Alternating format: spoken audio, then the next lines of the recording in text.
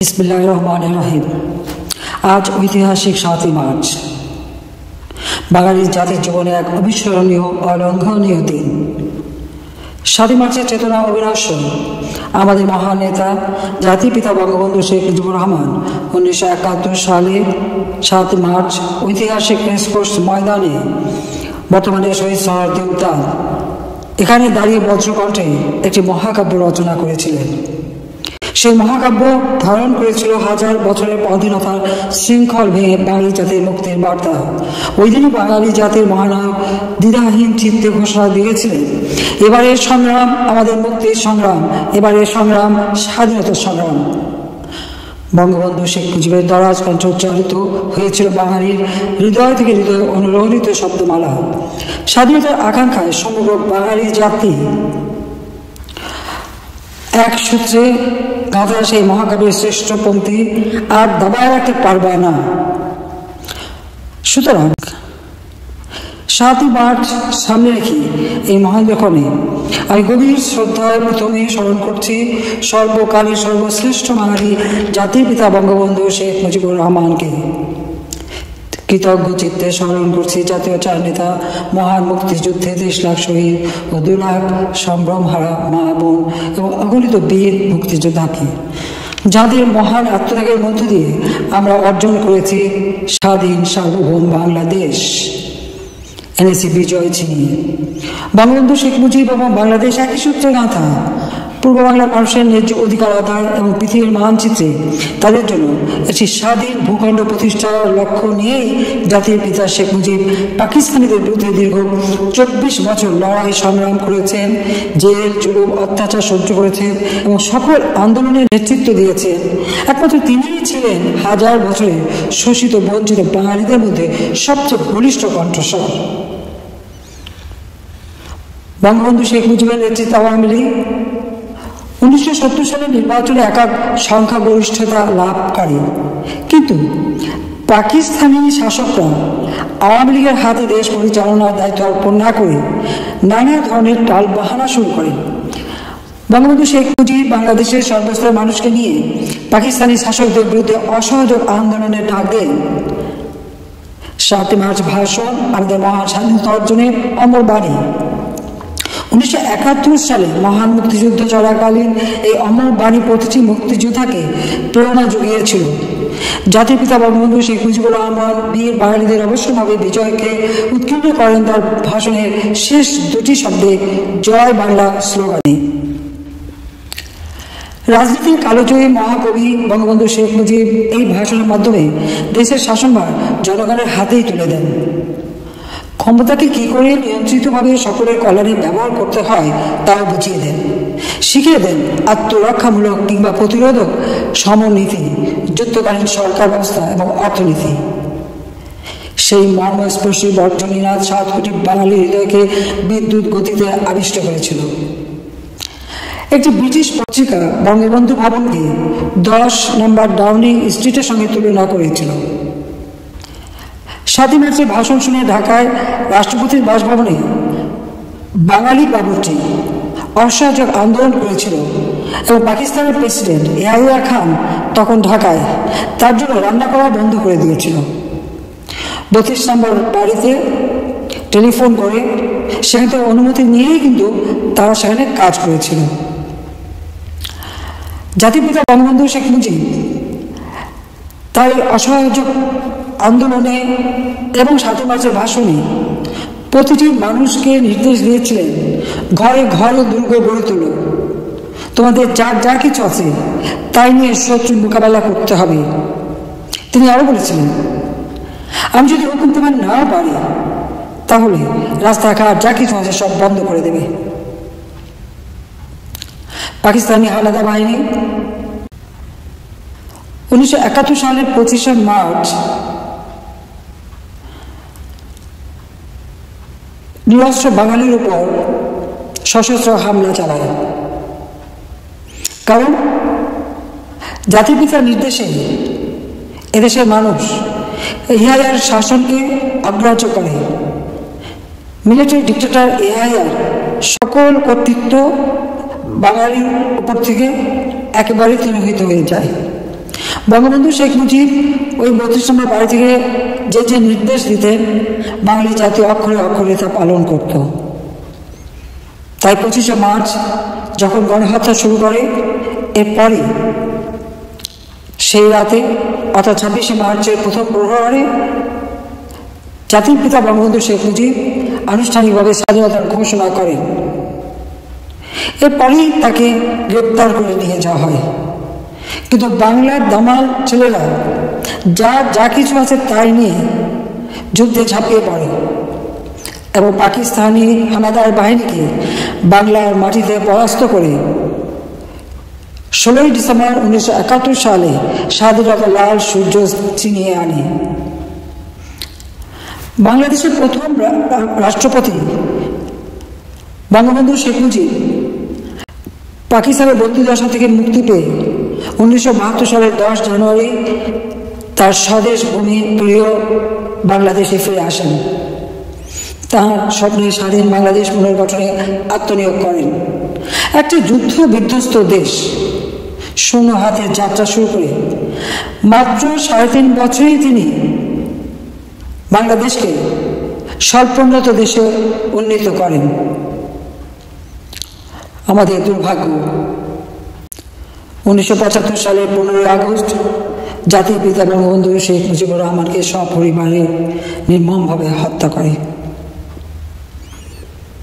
শুধুমাত্র বঙ্গবন্ধু শেখ মুজিবকে না, একই সাথে আমার মা, আমার 3 ভাই, ভ্রাতৃবধূ সহ পরিবারের 18 জন মানুষকে নির্মমভাবে হত্যা করে।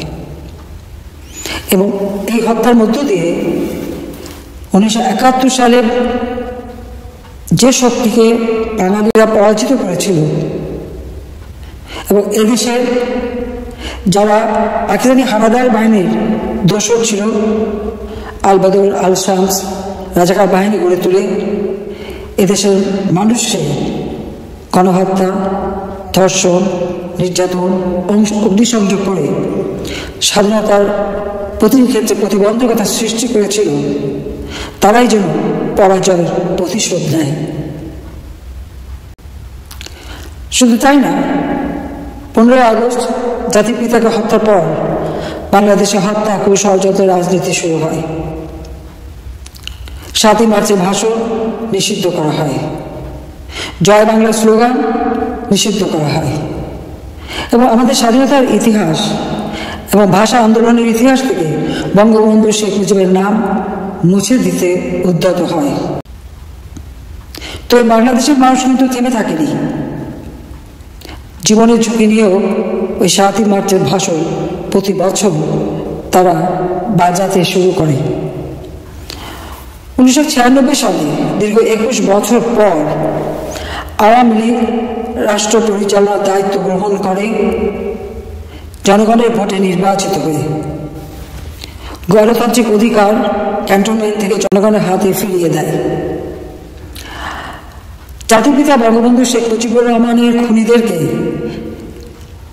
অবৈধভাবে ক্ষমতা দখলকারী মিলিটারি ডিক্টেটর জিয়াউর রহমান দায় মুক্তি অধ্যাদেশ দিয়েছিল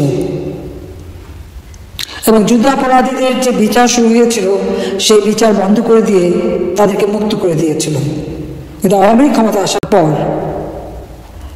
বঙ্গবন্ধু শেখ মুজিবুর রহমানের হত্যাকারী এবং যুদ্ধাপরাধীদের বিচার শুরু করে এবং এই বিচারের মধ্য দিয়ে বাংলাদেশে বিচারহীনতার যে কালচার শুরু হয়েছিল তা বন্ধ হয়ে যায়। ন্যায় বিচার প্রতিষ্ঠা হয় বাংলাদেশে,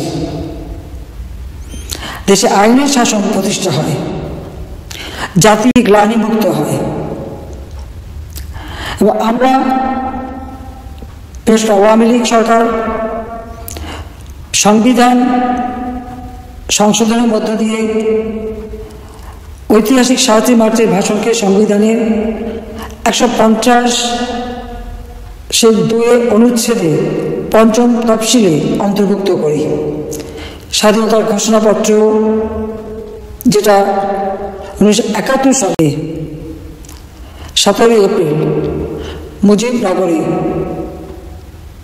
যেটা পাঠ করা হয়েছিল, গ্রহণ করা হয়েছিল, সেই ঘোষণাপত্র আমরা সংবিধানে সংযুক্ত করি, কারণ এটা একটা ঐতিহাসিক দলিল। 7ই মার্চের ভাষণ, এই ভাষণ বাঙালি জাতিকে উদ্বুদ্ধ করেছিল। 2013 সালে একজন আন্তর্জাতিক খ্যাতিসম্পন্ন সাংবাদিক এবং দার্শনিক জ্যাকব এফ ফিল্ড বিশ্বের বিভিন্ন ভাষণ নিয়ে গবেষণা করে। প্রায় 2.5 বছরের বিশ্বসেরা জনগণকে উদ্বুদ্ধকরণের ক্ষেত্রে সরকারি, বেসরকারি অথবা সামরিক যত নেতৃত্বের ভাষণ দেওয়া হয়েছিল সেগুলি নিয়ে গবেষণা করে তিনি একটি সংকলন তৈরি করেন। সেই সংকলনটির নাম দিয়েছিলেন We Shall Fight on the Beaches, the Speeches That Inspired History। এই সংকলনে জাতির পিতা বঙ্গবন্ধু শেখ মুজিবের 7ই মার্চের ভাষণ অন্যতম শ্রেষ্ঠ ভাষণ হিসেবে অন্তর্ভুক্ত হয় এবং জাতিসংঘে ইউনেস্কো 2017 সালের 30 অক্টোবর এই ভাষণকে বিশ্ব প্রামাণ্য ঐতিহ্য দলিলে স্বীকৃতি প্রদান করে। শুধু তাই নয়, ইউনেস্কো মনে করে এই ভাষণটির মাধ্যমে জাতির পিতা প্রকারান্তরে বাংলাদেশের স্বাধীনতা ঘোষণা করেছিলেন। জাতির পিতা বঙ্গবন্ধু শেখ মুজিবের ঐতিহাসিক 7 মার্চের ভাষণের বিশ্ব স্বীকৃতি আজ বাঙালি জাতির জন্য এক বিরল সম্মান ও গৌরবের স্মারক।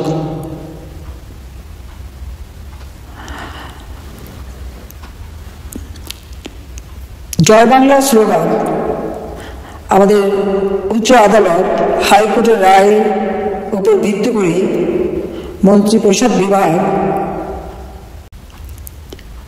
এই স্লোগানকে জাতীয় স্লোগান হিসেবে ঘোষণা করে। অত্যন্ত দুঃখের বিষয়, আওয়ামী লীগ তৃতীয়বার 2009 সালে সরকার গঠন করার পর বাংলাদেশের জনগণের আর্থসামাজিক উন্নতি করে বাংলাদেশকে উন্নয়নশীল দেশের মর্যাদায় অধিষ্ঠিত করে। 2020 সালে জাতির পিতার জন্মশতবার্ষিকী এবং 2021 সালে স্বাধীনতার সুবর্ণ জয়ন্তী যখন আমরা উদযাপন করেছি, ঠিক সেই সময় আমরা এই স্বীকৃতিটা পাই। কিন্তু অত্যন্ত দুঃখের বিষয়, 2024 সালে নির্বাচনে আওয়ামী লীগ আবারও সরকার গঠন করে, কিন্তু তখনই এক বিশাল চক্রান্ত শুরু হয়েছিল। আওয়ামী লীগ যখনই ক্ষমতা এসেছে, আওয়ামী লীগের বিরুদ্ধে সবসময় একটা চক্রান্ত চলেছে। আর এই চক্রান্তের মধ্য দিয়েই আজ বাংলাদেশে অবৈধ দখলদার ফ্যাসিস্ট ইউনুস বাহিনীও দেশবিরোধী ও স্বাধীনতা বিরোধী পাকিস্তানি ভাবধারায় পরিপুষ্ট গোষ্ঠীকে প্রত্যক্ষভাবে মদত দিচ্ছে। সংবিধান লঙ্ঘন করে অবৈধভাবে ক্ষমতা দখল করে বাংলাদেশের গৌরবের ইতিহাস, বিজয়ের ইতিহাস, স্বাধীনতার ইতিহাস একে একে মুছে ফেলার চেষ্টা করা হচ্ছে। এমনকি জাতির পিতা বঙ্গবন্ধু শেখ মুজিবুর রহমানের যে বাসভবন ধানমন্ডি 32 নম্বর সড়কে, যেখান থেকে জাতির পিতা বঙ্গবন্ধু শেখ মুজিব স্বাধীনতার ঘোষণা দিয়েছিলেন, আর যে বাড়িতে তাকে নির্মমভাবে হত্যা করা হয়, যে বাড়িটি উত্তরাধিকার সূত্রে আমি আর রেহানা পেয়েছিলাম, আমরা তা বঙ্গবন্ধুর স্মৃতি জাদুঘর হিসেবে প্রতিষ্ঠিত করি এবং বঙ্গবন্ধু মেমোরিয়াল ট্রাস্টের হাতে অর্পণ করে দিই। জনগণের সম্পত্তি জনগণের হাতে ফিরিয়ে দিই। কিন্তু আজকে আমরা দেখি অবৈধভাবে রাষ্ট্র ক্ষমতা দখলের পর এই অশুভ শক্তি রাষ্ট্রের সকল পর্যায় থেকে মহান মুক্তিযুদ্ধ ও জাতির পিতা বঙ্গবন্ধু শেখ মুজিবুর রহমানের স্মৃতির জন্য মুছে ফেলে দিচ্ছে একের পর এক। কোনো কোনো জায়গায় বঙ্গবন্ধু শেখ মুজিবের নামের পরিবর্তে কুখ্যাত স্বাধীনতা বিরোধীদের নাম বসিয়েছে। এমনকি সেই ঐতিহাসিক ভাষণ, যে ভাষণ আন্তর্জাতিক স্বীকৃতি পেয়েছে, সেই ভাষণও রাষ্ট্রাচারের সকল অংশ থেকে বাদ দেওয়া হয়েছে।